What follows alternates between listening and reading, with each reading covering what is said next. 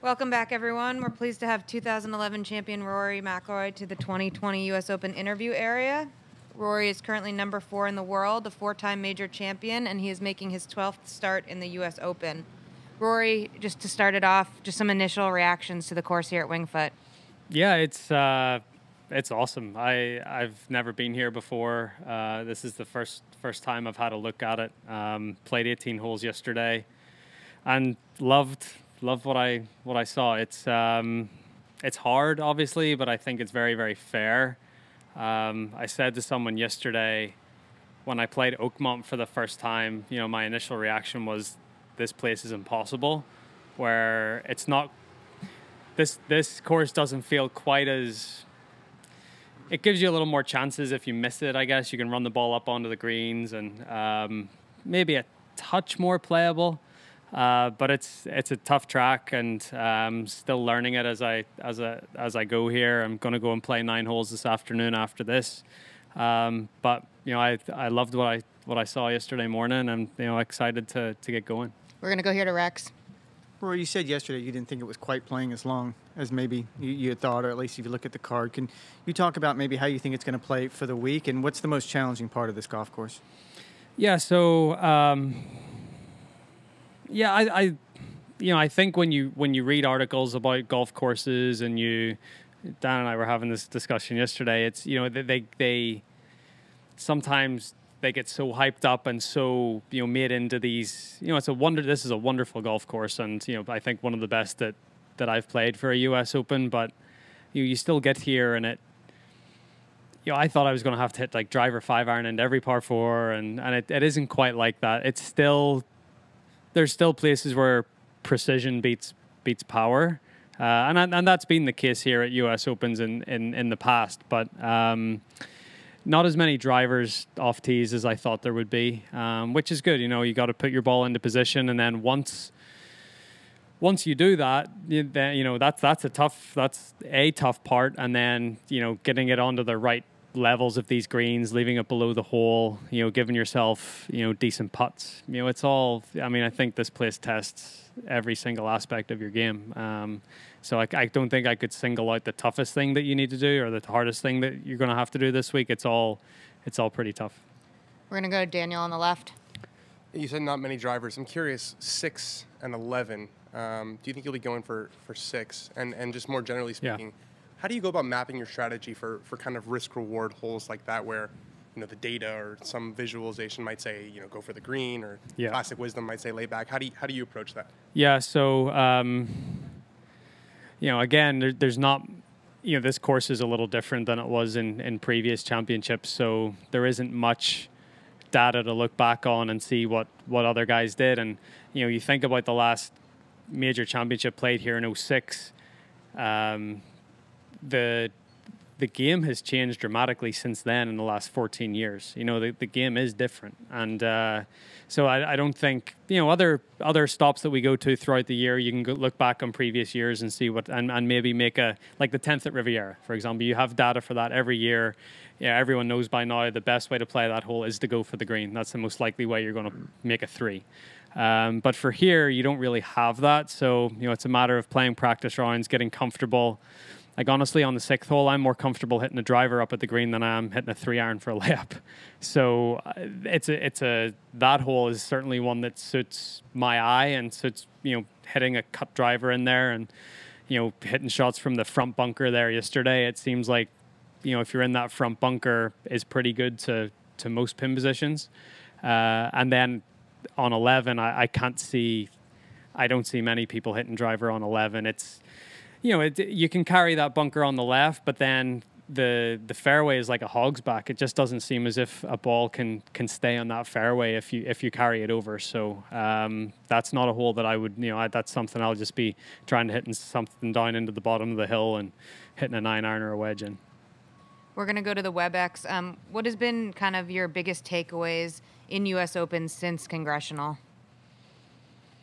I think, if anything, they provide different tests every year. You've somewhere like a Congressional, and, the weather wasn't quite cooperative there, and the course probably didn't play the way they wanted it to. But then, you go to somewhere like Olympic, which is completely different. It's on the West Coast. It's different grass. It's a different climate. Then, somewhere like a Pinehurst where it's completely different again. And then Chambers Bay, Erin Hill. There's every year it just is a little different. And I think that's a nice thing. It's, it definitely doesn't get repetitive, which is nice. We're going to go to Ryan. JT called this a different kind of fun, I guess, in like a sick, perverse way. I'm curious if you relish that challenge, and at what point does it venture into from extremely difficult to then goofy golf? I play. Look, I've only played 18 holes here, but there would have to be something would have to go seriously wrong to get into the realms of goofy golf. I think good shots here seem to get rewarded. It's not, again, going back to Oakmont is a wonderful golf course, but I think Oakmont setup normally is right about on the edge, and if you just go a little further, then that can start to get a little goofy. Where here, it doesn't seem like that can happen. It certainly, if you get it way too firm and just, you get some crosswinds and stuff, it can get pretty dicey. But from what I've seen yesterday and today, I expect that not to happen. And it's it's cooler temperatures. It's I'm sure the course can get pretty firm, but it's a little different in September than it usually is in June as well, I guess. We're going to go back to the WebEx. How are Poppy and Erica doing, and how was it being at home last week? Yeah, they're doing great. Thankfully, everyone's healthy, which is obviously the most important thing. Yeah, they're good. Erica's bounced back well. She's back doing her 4-mile runs and stuff in the mornings, and so a lot tougher than I am. But yeah, everyone's good at home. It was tough to leave on Sunday. Could have spent an extra couple of days there for sure. But yeah, everyone's good, thankfully, and just grateful that everything's good at home, and it allows me to come up here and focus on what I'm supposed to do. And the follow-up is, have you changed a diaper? I actually changed the first 2 diapers, so I'm very proud of that. But yeah, I've got my hands dirty, put it that way. How has it been for you playing without fans, and just kind of, are you used to that experience yet? Yeah, I'm used to it now. I think at the start it was different. It was interesting. I've been pretty vocal on the fact that it took me a while to adjust to not having fans. But it's sort of become the norm nowadays. So it's different. I wish we were playing in front of fans, especially here in New York. It's a different reception than you receive most other places in the country. So hopefully this is the only one that it's going to happen, and we can get back to somewhat normal life next year, and crowds are allowed back, and we can do what we want. And so yeah, but it is different, but it has to be this way for a while, unfortunately, and but hopefully not for too much longer. Back to Ryan. TV probably doesn't do these greens justice in terms of the amount of slope and undulation. Yeah. How do you go about preparing for a putt that could be 50 feet and feature just absolutely crazy amounts of break? Yeah, I think you have to have a lot of imagination. There's, I think, a lot of feel involved. And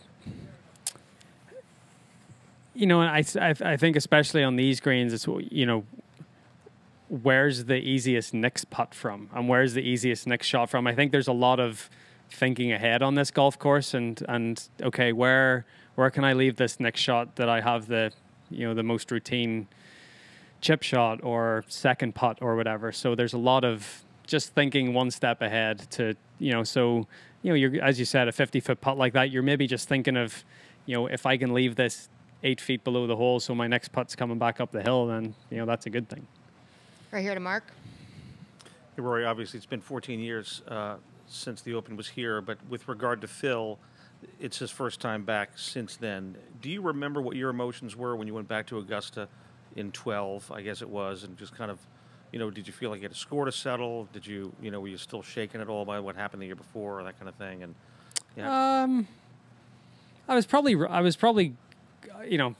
luckily I bounced back quickly and won the U.S. Open at Congressional, a couple of months later. So, I didn't let, I let my chance of winning a Masters, slip through my fingers, but at least I didn't squander a chance to win a major that year. So, I went into 12 at Augusta. Yeah, the memories that come back and the things that you would have done differently, of course, they all come back. But, it didn't feel like I was there and trying to get one over on the course or trying to settle a score in any way. And I think it's different, right? It's, Phil's been so close in this tournament so many times. And, you could argue that this was his best chance. He had a few other chances that were, maybe just as good. And, it's a tough one, but I think at Phil at 50, I'm sure he's made his peace with the fact that he may never win this tournament. He could go out this week and blitz it, and but at the same time, I think when you get to that stage in your life and everything in his life has gone the way it has, his career, his family, everything seems to be in a good place. I think he's probably made his peace with what happened here 14 years ago.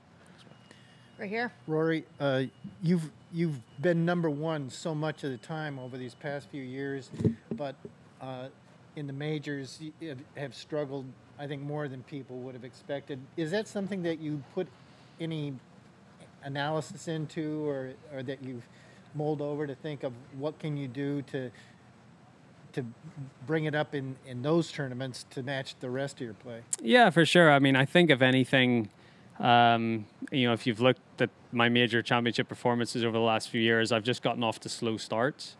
And probably just put a little too much pressure on myself going into tournaments.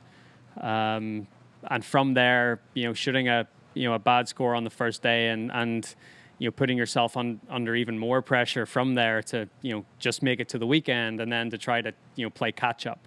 So I think that's been the big thing. When I start tournaments well, I seem to stay up there. I started Pebble last year with a nice score and stayed up there for the most part. I didn't quite finish the week the way I wanted to, but that's been the big thing for me. If I can start and put a good solid round together on a Thursday, I'm usually right there. If I could just follow up one quick thing.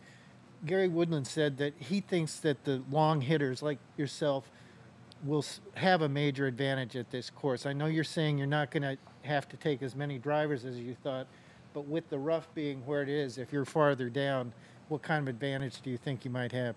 Yeah, I think any golf course that we go to nowadays, the longer hitters are going to have an advantage. I'm not saying that I'm not going to hit driver, or I just, in my mind, I expected that I was going to hit, 14 drivers, and whatever the par threes are. I hit 3 wood into one of the par threes yesterday, so wasn't that much less than driver, but like every course we go to nowadays, it's the way the modern game has went. The longer you can hit it, the more advantage you have. And as I said, at the start of this press conference, the course does allow you to run balls up onto the green. So if you are in the rough and you are down there, you have a chance to advance it onto the green and give yourself a putt for birdie, or at least get out of there with a par. So, but I still don't think that's I'd still take hitting fairways over hitting at 350 in the rough here. Right here in the middle with Hank. So how was, aside from being up all night, has fatherhood relaxed you? Do you come in here with a little better frame of mind? I think so, yeah. I mean, I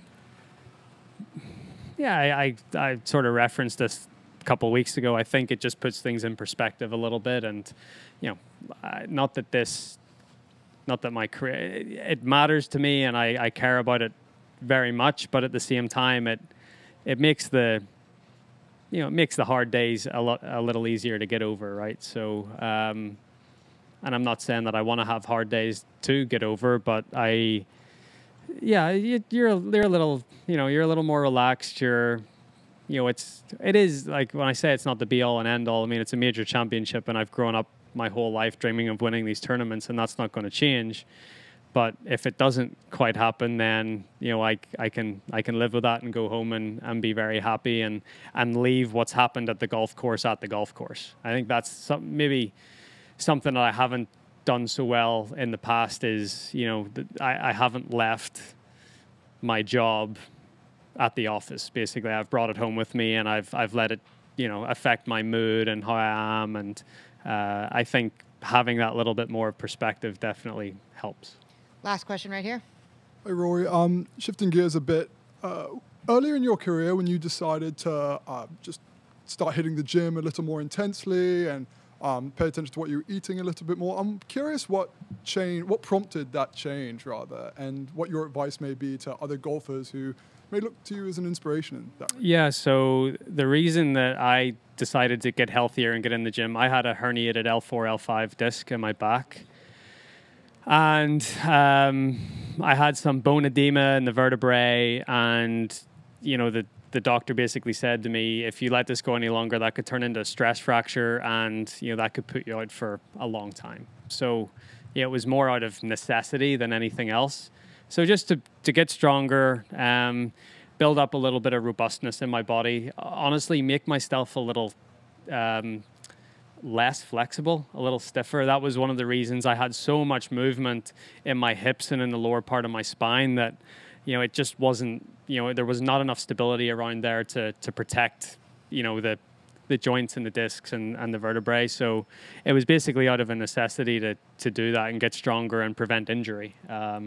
So that's my big thing is knock on wood, since then I haven't really had any back issues. I've had a couple other things, a couple not from golf, the ankle and stuff, but even like the rib injury, for example, that's something that I got into the gym and tried to, strengthen and mobilize a little bit my thoracic spine a bit. And I think as well, once, and Tiger's probably talked to you guys about this at length, once one part of your spine is stiffened and stable like his lower is, something else up the chain is going to have to take that stress. So for him it's his neck or his whatever, and for me it was my thoracic spine. So it's I think nowadays with how the modern game is and how fast and hard we swing at it, you have to at least do something in the gym to prevent injury.